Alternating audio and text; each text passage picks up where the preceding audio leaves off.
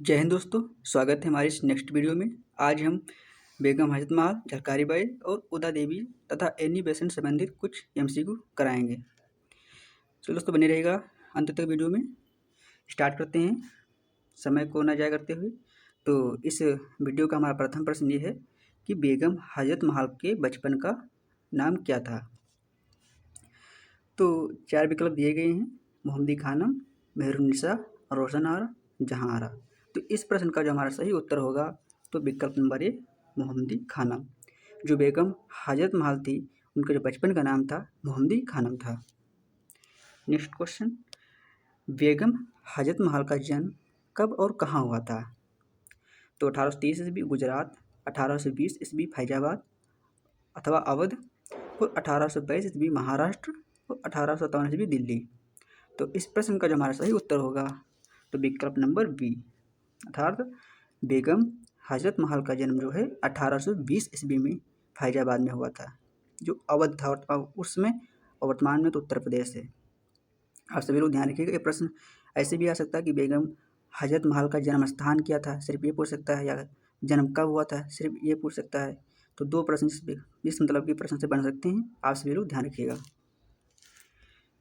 Next question हमारा है कि बेगम हजरत महल को लोग प्यार से किस नाम से बुलाते थे। तो 4 विकल्प हैं: मोहम्मदी खानम, छबीली, मनु, महकपरी। तो इस प्रश्न का जो हमारा सही उत्तर है तो विकल्प नंबर डी, महकपरी। जो बेगम हजरत महल थी उनको लोग प्यार से महकपरी के नाम से बुलाते थे। जिस प्रकार जो लक्ष्मीबाई थी उनको लोग प्यार से जो मनु के रूप में बुलाते थे, ठीक उसी प्रकार जो बेगम हजरत महल हैं उनको लोग प्यार से महकपरी के नाम से बुलाते थे। आप सभी लोग ध्यान रखिएगा। प्रश्न नंबर हमारा चौथा है कि बेगम हजरत महल का विवाह किसके साथ हुआ था। तो 4 विकल्प दिए गए हैं।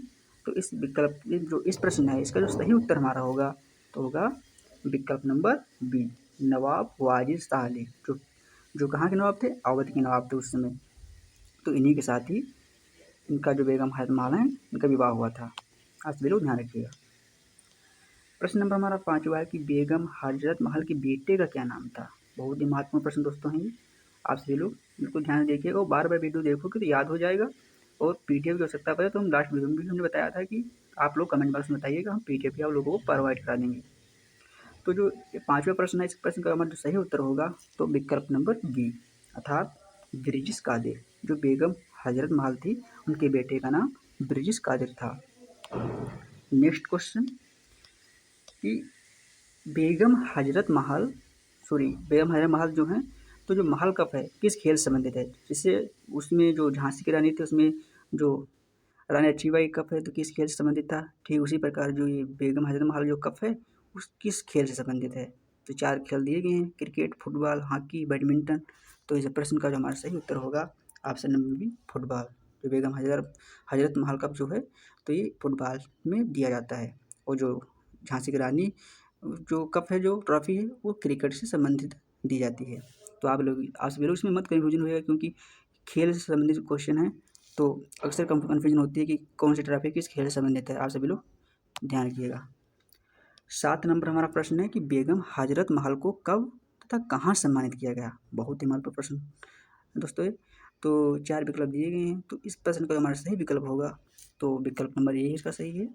1962 ईस्वी में ओल्ड विक्टोरिया पार्क में इनको सम्मानित किया गया। प्रश्न नंबर 8 हमारा है कि बेगम हजरत महल द्वारा बनाई गई महिला सेना की सेनापति कौन थी। ठीक इसी प्रकार जैसे झांसी की रानी थी तो उन्होंने दुर्गा दल की स्थापना की थी, जिसकी सेनापति उन्होंने झलकारी बाई को नियुक्त किया था। ठीक उसी प्रकार बेगम हजरत महल ने भी एक सेना मतलब की बनाई महिला सेना, जिसकी सेनापति इन्होंने झलकारी बाई उदा देवी को नियुक्त किया। क्योंकि झलकारी बाई को तो लक्ष्मीबाई ने नियुक्त किया था, तो उदा देवी को बेगम हजरत महल ने नियुक्त किया सेनापति के रूप में। तो आप सभी लोग ध्यान रखिएगा, इसमें कन्फ्यूजन मत रहेगा। तो 8वां प्रश्न इसका विकल्प नंबर डी से उत्तर। 9 नंबर हमारा प्रश्न है कि बेगम हजरत महल को हजरत महल की उपाधि कब मिली था। क्योंकि पहले इनका नाम बेगम हजरत था, तो लेकिन महल का जो हजरत महल जो है ये उपाधि कब मिली इनको। तो 4 विकल्प दिए गए हैं। तो इस प्रश्न का जो सही है ठीक उत्तर माना जाएगा तो ये ऑप्शन नंबर सी होगा। कहीं कहीं दोस्तों लिखा मिलेगा कि पुत्र के मतलब कि जन्म के पश्चात या माँ बनने के पश्चात जब इनका मतलब इन्होंने ब्रिटिश कादिर को जन्म दिया तब इनको ये उपाधि मिली थी। आप सभी लोग ध्यान रखिएगा। 10 नंबर प्रश्न हमारा है, अवध का आखिरी नवाब कौन था? बहुत ही महत्वपूर्ण प्रश्न दोस्तों है। तो 4 विकल्प दिए गए हैं, तो इस विकल्प का जो हमारा सही उत्तर है तो वही है विकल्प नंबर सी, वाजिद शाह अली। वाजिद शाह अली ही जो अवध के लास्ट नवाब थे, क्योंकि इसके बाद जो है क्रांति के बाद अवध को पूर्ण रूप से मतलब कि ब्रिटिश शासन में मिला लिया जाता है, और उससे पहले एक स्वतंत्र मतलब कि राज्य था अवध। और जो ये शहादत खां हैं इन्होंने अवध की स्थापना की थी। तो और शहादत खां जो है तो अवध के फर्स्ट नवाब थे, और जो वाजिद शाह अली जो हैं मतलब अवध के लास्ट नवाब थे। आप सभी लोग ध्यान रखिएगा। प्रश्न नंबर हमारा 11 ये कह रहा है कि ब्रिटिश ईस्ट इंडिया कंपनी ने अवध पर कब्जा किया था, अर्थात कब कब्जा किया था? तो जो ब्रिटिश ईस्ट इंडिया कंपनी जो कुशासन को आरोप लगाकर 1856 ईस्वी में मतलब कि एक प्रकार से हड़प लिया था। उस समय शासन ऋषि का राज डलहौजी का था। उन्होंने ही मतलब कि अवध पर कुशासन का आरोप लगाया। उन्होंने कहा कि जो अवध का शासन व्यवस्था वो ठीक प्रकार से सुचारू रूप से नहीं हो रही है, तो ये आरोप लगाकर इसने अवध को ब्रिटिश शासन में शामिल कर लिया था। तो ये तिथि जो है 1856 याद रखिएगा, क्योंकि 1856 में ही ब्रिटिश ईस्ट इंडिया कंपनी ने अवध को मतलब कि अपने में शामिल कर लिया, अवध पर कब्जा कर लिया। नेक्स्ट क्वेश्चन हमारा है कि लखनऊ अर्थात अवध के विद्रोह को किसने दबाया था? ठीक इसी प्रकार उसमें था कि झांसी के विद्रोह को किसने दबाया, तो उसमें था जनरल मतलब हीरोज का आप लोग सभी लोग ध्यान रखिएगा। लेकिन ये लखनऊ संबंधित जो विद्रोह किसने दबाया, तो इस प्रश्न का हमारा सही उत्तर होगा कैंपबेल। जहाँ भी कैंपबेल आए वही प्रश्न सही माना जाएगा। तो ये 12 नंबर जो हमारा प्रश्न है इसका हमारा सही उत्तर होगा जनरल कॉलिन कैंपबेल, या सर कॉलिन कैंपबेल कहीं पे लिखा आया तो टिक करिएगा, या फिर सिर्फ कैंपबेल भी लिख कर रहा है तो भी उत्तर सही माना जाएगा। 13 नंबर हमारा प्रश्न ये है कि भारत सरकार ने बेगम हजरत महल का डाक टिकट कब जारी किया? तो इस प्रश्न का जो हमारा सही उत्तर है वो है विकल्प नंबर बी, अर्थात 10 मई 1984 ईस्वी में ही हमारी जो इंडियन गवर्नमेंट है वो बेगम हजरत महल का डाक टिकट जारी किया। 14 नंबर प्रश्न हमारा ये है कि बेगम हजरत महल की मृत्यु कब हुई थी?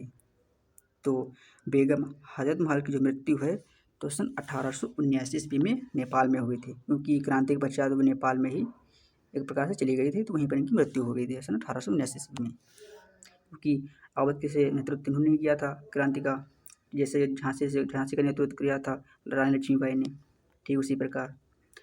15 नंबर हमारा प्रश्न है कि बेगम हजरत महल का मकबरा कहाँ स्थित है? तो जैसा कि हमने आगे बताया है कि इनकी मृत्यु नेपाल में हुई थी, तो ठीक इसीलिए इनका जो मकबरा है तो कहाँ पर है? नेपाल काठमांडू में का मकबरा है। ये भी प्रश्न आ सकता है एग्जाम में। 16 नंबर हमारा प्रश्न है कि झलकारी बाई का जन्म कब हुआ था? दोस्तों यहाँ से झलकारी बाई से संबंधित प्रश्न प्रारंभ हो रहे हैं, आप सभी लोग ध्यान रखिएगा। ये भी सिलेबस जो को करिकुलर का लगा है तो उसमें झलकारी बाई भी दी गई हैं। तो पहला प्रश्न झलकारी बाई से कि झलकारी बाई का जन्म कब और कहाँ हुआ था? तो इस विकल्प का जो पहला प्रश्न है 22 नवंबर 1830 ईस्वी भोजरा गांव, तो यही प्रश्न सही हो जाएगा। ये प्रश्न ऐसे भी आ सकता है कि झलकारी बाई का जन्म कहाँ हुआ था, तो भोजला गांव जो कि झांसी में पड़ता है, या कब हुआ था, तो 22 नवंबर 1830 ईस्वी। अलग अलग भी आ सकता है और एक में भी आ सकता है, आप जरूर ध्यान रखिएगा, क्योंकि प्रश्न दोस्तों इसी तरह से आएंगे, कोई अलग से बनकर नहीं आएंगे क्वेश्चन, यहीं से प्रश्न बनेंगे। 17 नंबर हमारा प्रश्न है कि झलकारी बाई के माता पिता का क्या नाम था?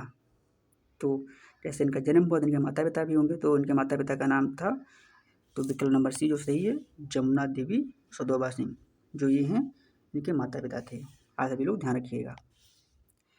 ये भी आ सकता है कि पिता का सिर्फ पिता का नाम ही पूछ सकता है, फिर माता का या फिर दोनों का भी पूछ सकता है, तो आप सभी लोग ध्यान रखिएगा।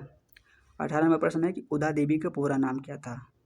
दोस्तों यहाँ से उदा देवी प्रश्न ने मतलब कि टाइप किए हैं, क्योंकि अभी झलकारी बाई से संबंधित प्रश्न पूरे नहीं हुए हैं। अगले नेक्स्ट जो वीडियो हम कराएंगे उसमें भी प्रश्न झलकारी बाई जो छूटे हुए हैं वो लेकर आएंगे।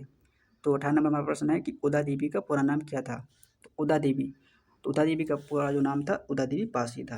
आप सभी लोग ध्यान रखिएगा, विकल्पों को मत ध्यान दिए, विकल्प हमने ऐसे लिख दिए हैं उदा देवी बाई, उदा देवी, या इनमें से कोई नहीं, विकल्प कोई भी आ सकता है, लेकिन सिर्फ आपको जो रियल आंसर मतलब जो सही आंसर है उसको भी ध्यान रखना है कि उत्तर क्या होना चाहिए, बस विकल्प किसी भी प्रकार से बनाकर वो दे सकता है आपको।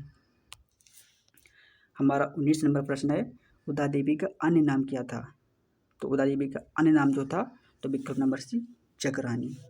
आज सभी लोग ध्यान रखिएगा, उदा देवी का अन्य नाम क्या था? जगरानी। 20 नंबर हमारा जो प्रश्न है, उदा देवी का जन्म स्थान क्या था? तो जन्म स्थान क्या था?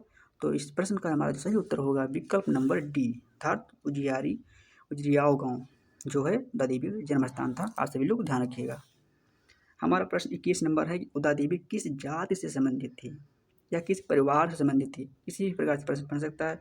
तो उदा देवी पासीन का पूरा नाम है, तो इस प्रकार से ही दलित परिवार से संबंधित थे। आप सभी लोग ध्यान रखिएगा, उदा देवी जो हैं दलित परिवार से संबंध रखते थे। नेक्स्ट क्वेश्चन हमारा ये है कि उदा देवी का विवाह किसके साथ हुआ था? तो इस प्रश्न का जो हमारा सही उत्तर होगा मक्का पासी। आप सभी लोग ध्यान रखिए, जो उदा देवी के हस्बैंड हैं उनका नाम मक्का पासी था। 23 नंबर हमारा प्रश्न है कि उदा देवी ने 32 अंग्रेज अधिकारियों को सिकंदराबाद लखनऊ में कब मौत के घाट उतार दिया? दोस्तों एक तिथि से संबंधित प्रश्न है, आप सभी लोग ध्यान रखिए, क्योंकि अक्सर तिथि एग्जाम में आती है तो कन्फ्यूजन होता है कि तिथि में क्या लगा, क्योंकि कोई मतलब कि विकल्प में एग्जिट तिथि नहीं होती, मतलब कि एक पास है विकल्प 57, 58, 59 इस तरह के दे दिए जाते हैं, तो इसमें कन्फ्यूजन हो जाती है कि इसमें क्या लगाएं। इसलिए दोस्तों तिथि जो है इस पर विशेष ध्यान देना चाहिए, क्योंकि अक्सर एग्जाम में इसी तरह के एग्जाम होते हैं इसमें तिथि से प्रश्न ज़्यादा बनते हैं कि जन्म कब हुआ था, मृत्यु कब हुई थी, और कब इसे कि कौन सी उपाधि मिली, कब झांसी को मिलाया गया, कब अवध को मिलाया गया, और इस तरह के प्रश्न अक्सर बन जाते हैं। तो जो हमारा 23 नंबर है, इस प्रश्न का जो हमारा सही उत्तर होगा तो 1857 ईस्वी में। बहुत सरल, क्योंकि 1857 की क्रांति का नेतृत्व किया था, तो 1857 में हेतु मृत्यु का उत्तर होगा। इस हिसाब से जो हमारा प्रश्न का सही उत्तर होगा ऑप्शन नंबर ए 1857 ईस्वी में। 24 नंबर हमारा प्रश्न है कि उत्तर प्रदेश की सरकार जो उत्तर प्रदेश गवर्नमेंट है वह उदा देवी की मूर्ति कहाँ स्थापित की? तो उनकी जो स्टेचू है कहाँ पर है? तो इस प्रश्न का हमारा सही उत्तर है क्या? सिकंदराबाद में ही उन्होंने उत्तर प्रदेश सरकार ने स्थापित किया। आप सभी लोग ध्यान रखिएगा।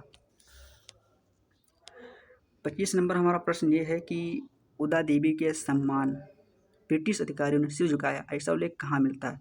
अक्सर मतलब कि ये उल्लेख किया गया है कि जो उदा देवी हैं जब इनकी मृत्यु हुई तो उनके सम्मान में ब्रिटिश अधिकारियों ने ही अपना सिर झुका दिया। तो जो ऐसा उल्लेख है, तो ये प्रश्न कह रहा है कि किस पुस्तक से ये उल्लेख मिलता है, अर्थात किस पुस्तक में मिलता है? तो 4 पुस्तक हमने डाल दिया, young India, Commonwealth, mutiny at the margins, इनमें से कोई नहीं। तो इस प्रश्न का हमारा सही उत्तर होगा विकल्प number C, mutiny at the margins. ऐसा उल्लेख म्यूटिनी एट द मार्जिन्स में ही मिलता है। आज सभी लोग ध्यान रखिएगा। 26 नंबर का प्रश्न है कि एनिमेशन। दोस्तों यहाँ से एनिमेशन के प्रश्न शुरू हो गए हैं। दोस्तों उदा देवी के भी पूरे प्रश्न नहीं हुए हैं, क्योंकि नेक्स्ट वीडियो जो हम बनाएंगे उसमें उदा देवी जितने भी प्रश्न छूटे हैं सारे प्रश्न दोस्तों हम कराएंगे। सिर्फ आपको अंत तक बने रहना है। और जितने भी दोस्तों या कोई भी जैसे कि भाई है जिन्होंने को करिकुलर के रूप में ये सब्जेक्ट लिया है, उन तक ये वीडियो पहुँचाना है, जिससे उनकी तैयारी अच्छे से मतलब हो सके और एग्जाम में अच्छे से मतलब कि वो स्कोर कर सकें। 26 नंबर प्रश्न हमारा है एनी बेसेंट का जन्म कब हुआ था? तो इस प्रश्न का हमारा जो सही उत्तर होगा विकल्प नंबर ए, 1 अक्टूबर 1847 ईस्वी में। जो एनी बेसेंट थी इनका जन्म 1 अक्टूबर 1847 ईस्वी को ही हुआ था। आप सभी लोग ध्यान रखिएगा। 27 नंबर हमारा प्रश्न है कि एनी बेसेंट का जन्म कहाँ अर्थात जन्म स्थान क्या है, अर्थात जो जन्म का हुआ था तो जन्म कहाँ पर हुआ था?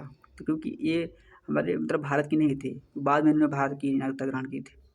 तो इनका जन्म हुआ था तो इंग्लैंड, अर्थात इंग्लैंड या लंदन कुछ भी आ जाए वहाँ पर इनका हुआ था। तो जो एनी बेसेंट है इनका जन्म कहाँ हुआ था? इंग्लैंड में हुआ था।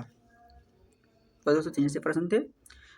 अगले जितने भी प्रश्न बाकी रह गए हैं, जितनी भी मतलब कि फ्रीडम फाइटर्स वुमेन बची हैं, उनको मैं नेक्स्ट वीडियो में बारी से कराता रहूँगा। आप सभी लोग सिर्फ अंत तक बने रहना है और प्रॉपर वीडियो देखना है लगातार। और आप लोगों को जहाँ भी जरूरत पड़े नोट करने को नोट कर लीजिएगा, और जहाँ भी आवश्यकता पड़े लगता है कि पीडीएफ से अच्छा रहेगा तो बता देना कमेंट बॉक्स में, पीडीएफ भी प्रोवाइड करा दूँगा, क्योंकि पीडीएफ मैं बनाता हूँ तो पीडीएफ हमारे पास ही रहते हैं, तो प्रोवाइड कराने में क्या कुछ समस्या होगी ही नहीं, तो करा दूँगा। चलिए दोस्तों लगातार बने रहना है। चलो मिलते हैं नेक्स्ट वीडियो में, तब तक के लिए धन्यवाद। जय हिंद।